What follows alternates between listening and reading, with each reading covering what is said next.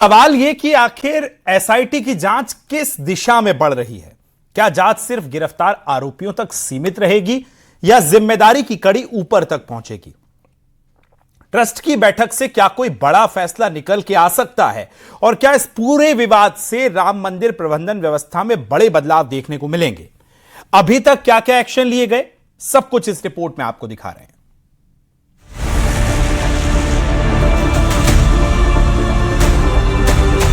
SIT की report आई, तुरंत कार्रवाई प्रारंभ हो गई और मैं आश्वस्त करता हूं, जो मैंने कहा था दूध का दूध और पानी का पानी हम करके रहेंगे।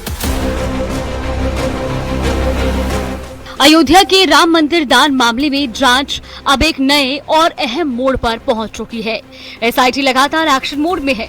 गिरफ्तार आरोपियों से पूछताछ जारी है, बैंक खातों और लेन देन की जांच हो रही है और अब जांच एजेंसियों का फोकस आरोपियों की चल अचल संपत्तियों पर भी है।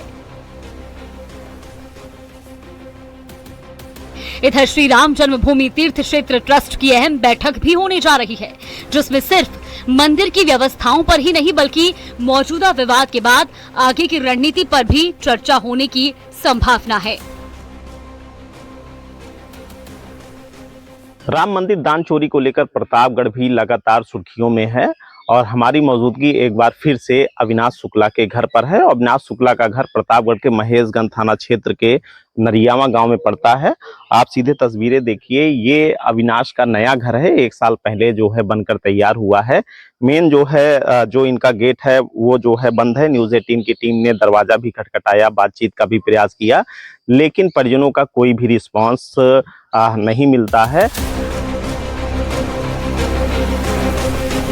अब तक का एक्शन, दान गबन के आरोपों के बाद मामला दर्ज, विशेष जांच दल यानी कि एसआईटी का गठन कर जांच, लगातार पूछताछ और दस्तावेजों की जांच, सीसीटीवी फुटेज, बैंक रिकॉर्ड और कैश कलेक्शन प्रक्रिया की जांच।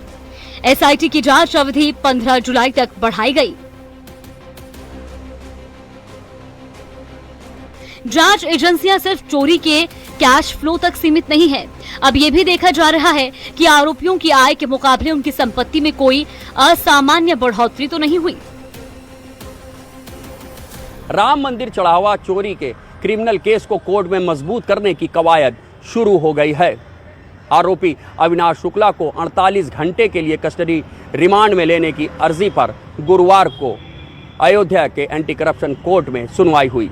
माना जा रहा है कि एंटी करप्शन कोर्ट शुक्रवार से 48 घंटे के लिए अविनाश को अयोध्या पुलिस की कस्टडी रिमांड में देगा। ये बात सामने आई है कि कस्टडी रिमांड के दौरान अविनाश शुक्ला को कई ठिकानों पर ले जाकर इस केस से जुड़े रकम और अहम सबूतों को बरामद करेगी अयोध्या पुलिस। ये बात भी सामने आई है कि अविनाश शुक्ला के मोबाइल का जो डेटा रिट्रीव किया गया है उसके आधार पर भी तमाम सवाल जवाब किए जाएंगे।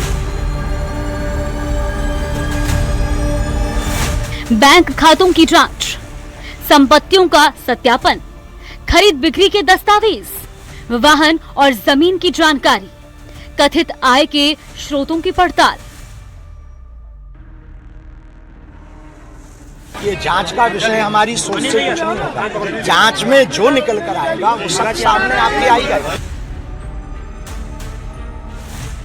एसआईटी आरोपियों के घरों, जमीनों, वाहनों और अन्य संपत्तियों का ब्यौरा जुटा रही है और ये पता लगाया जा रहा है कि कहीं कथित अवैध धन का निवेश तो नहीं किया गया।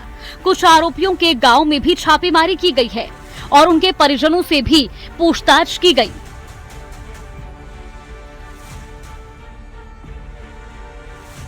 इसी कड़ी में कुछ आरोपियों की आर्थिक स्थिति में आए बदलाव और हाल के वर्षों में खरीदी गई संपत्तियों की भी जांच की जा रही है।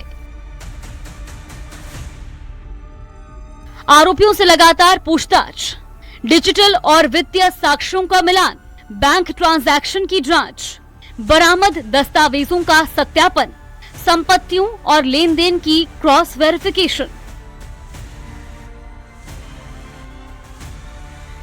भारतीय जनता पार्टी की सरकारों ने देश और प्रदेश की जनता के लिए कोई अच्छा काम नहीं किया, केवल झूठ बोले हैं। सुबह से शाम तक केवल झूठ बोलते हैं। तो इसलिए 2027 के चुनाव में समाजवादी पार्टी सरकार बनाएगी, अखिलेश यादव मुख्यमंत्री बनेंगे। पूरे प्रदेश में इतनी समस्याएं हैं, महंगाई, बेरोजगारी, भ्रष्टाचार चरम सीमा पर। एसआईटी अब पूरे नेटवर्क को समझने की कोशिश कर रही है। जांच का मकसद केवल कथित गबन की रकम का पता लगाना नहीं, बल्कि ये भी जानना है कि यदि कोई वित्तीय अनियमितता हुई तो उसका पूरा तरीका क्या था और उसमें किन किन लोगों की क्या भूमिका रही। इसी वजह से जांच टीम को अतिरिक्त समय भी दिया गया। 6 जुलाई को ट्रस्ट की अहम बैठक, संगठनात्मक ढांचों पर चर्चा संभव, व्यवस्था में बदलाव पर मंथन, सीईओ नियुक्ति सहित प्रशासनिक सुधारों पर विचार। इस चीज से छवि खराब हुई है। जो ये काम हुआ है निहायत ही घिनौना काम है और जिस प्रकार से जानकारी मिल रही है बीजेपी उन लोगों के खिलाफ कार्रवाई करने की बजाय बचाने का प्रयास है, तो गलत है। जो लोग इस प्रकार का काम कर रहे हैं उनके खिलाफ कार्रवाई करें। अब सबकी नजर 6 जुलाई को होने वाली श्री राम जन्मभूमि तीर्थ क्षेत्र ट्रस्ट की बैठक पर है।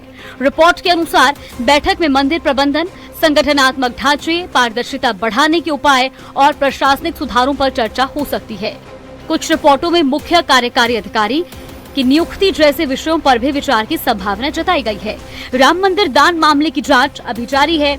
एसआईटी लगातार साक्ष्य जुटा रही है और वित्तीय लेन देन से लेकर संपत्तियों तक हर पहलू की पड़ताल कर रही है।